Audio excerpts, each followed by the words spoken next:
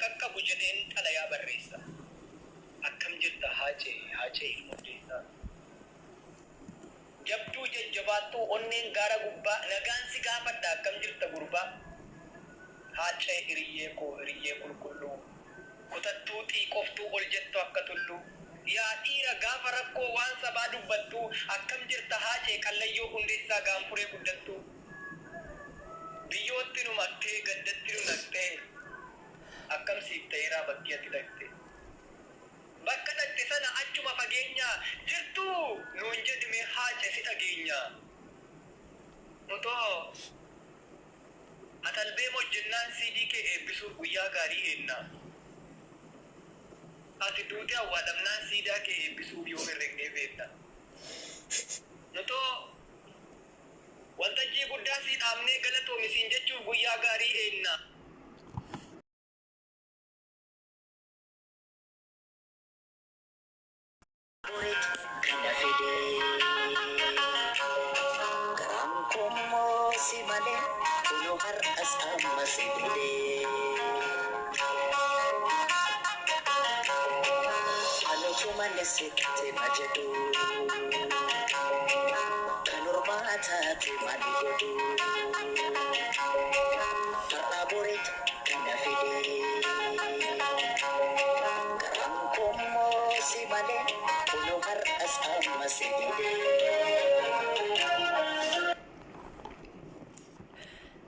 Aceeko dhaamsan si dhaamuu qabu.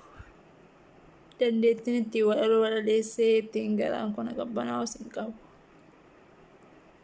Yeroo hundumaayyuu Waaqayyo biyyoo sittaa salphisu. Doonno diruu jirti Aceeko. Du'a harka galeedhaan duutee dhugaankee dhokattee waggaa tokko guutte Acee.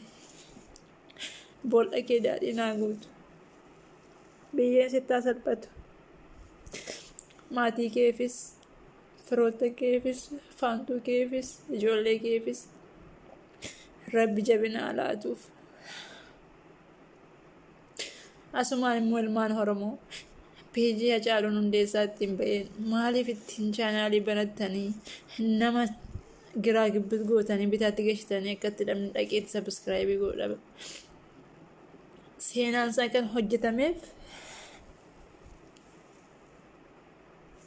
yaadannoo isaa fidhamaaf seenaa hattu seenaa hin hojjetamanii natamaa. Maaf nu salphistu ijoollee Oromoo. Yoo guddattan kan keessan hin guddadhaa. Seenaa Aceedhaan hin guddatiina. Seenaa hojjechuu baraa akkuma isaa jalaa ka'aatii malee. Seenaa nuu kaa'ee deeme waan ta'eef seenaa isaa jalaa natiina. Barbaadan peejii mataa keessaniin banadhaatii guddadhaa. Aceeko guyyaan kun guyyaa addanatti ta'e. Waggaa har'aa galgala miti Aceeko kan sidhamne. Guyyaan dukkanooftuu Oromaa dukkaneessitee deemte. Garuu maal godha koo naannoftee waggaa geesse. Biyyeen sittaa salphatu.